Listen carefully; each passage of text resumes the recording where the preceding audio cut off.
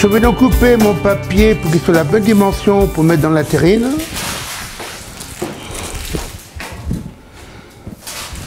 Je le dépose dedans. Et pour prendre sa forme, je peux faire ça avec une autre terrine. Je rentre bien dedans. Et mon foie gras, la terrine, elle est prête. J'ai préparé un petit sac d'assaisonnement pour 500 g de foie gras, 3 g de sel fin, 3 g de sel nitrité, c'est pour fixer la couleur, et 1 g de poivre avec.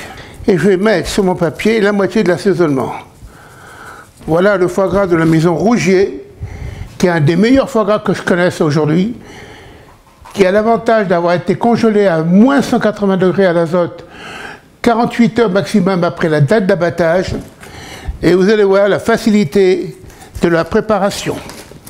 Donc je l'ai sorti un peu à la température ambiante pour qu'il soit à peu près aux environs de 12 à 14 degrés. Je le sors de son emballage. Et là, je vais donc le déposer sur la moitié d'assaisonnement.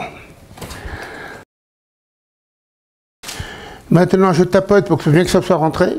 Et je le mets contre la paroi. De l'autre côté, je le mets pareil.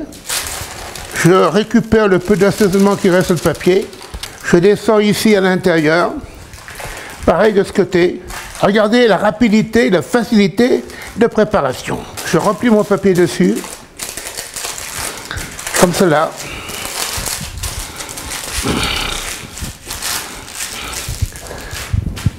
Et maintenant, nous allons le mettre sous vide.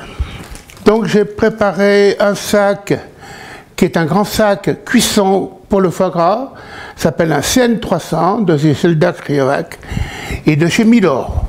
Je le plie en deux et je le coupe en deux.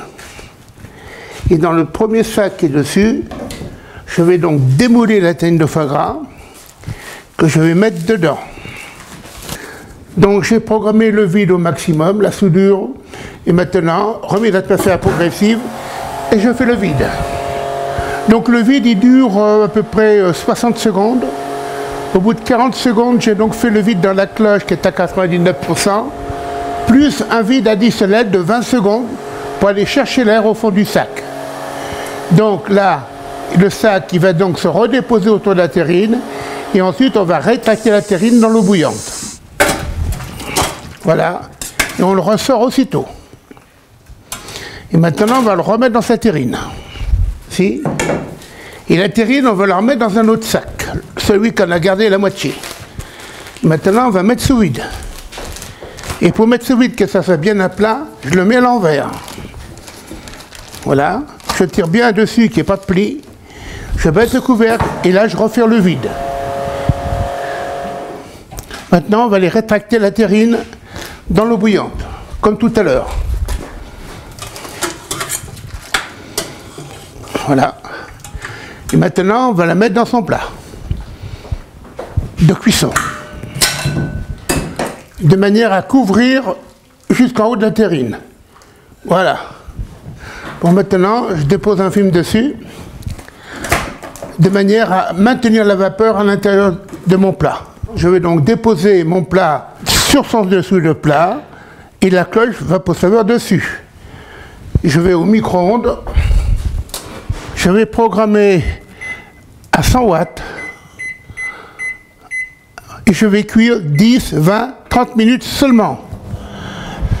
Donc le foie gras, une fois qu'il sera cuit, on va le sortir de son plat, on attend 5 minutes de repos et on va le mettre dans de l'eau glacée avec des glaçons, de manière à arrêter la cuisson. Ensuite, le foie gras, on va le sortir et on va le stocker au frigo pendant à peu près 3-4 jours pour qu'il ait le temps de maturer. L'intérêt de cette technique, c'est que la perte de poids, elle n'est pratiquement pas. Et le foie gras, vous verrez sur la fin de la vidéo, il est magnifique et il est vraiment très bon et goûteux. Donc j'ai préparé de l'eau, je vais mettre des glaçons pour refroidir la terrine de foie gras. Bon, le foie gras, il est cuit. Je retire la cloche, je retire le film et vous pouvez regarder, il n'a pas de perte de poids. Une petite tichette de gras qui s'est déposée dessus, ce qui est normal. Et maintenant, on le fait refroidir dans son eau avec ses glaçons. Et ensuite, on va le stocker au frigo.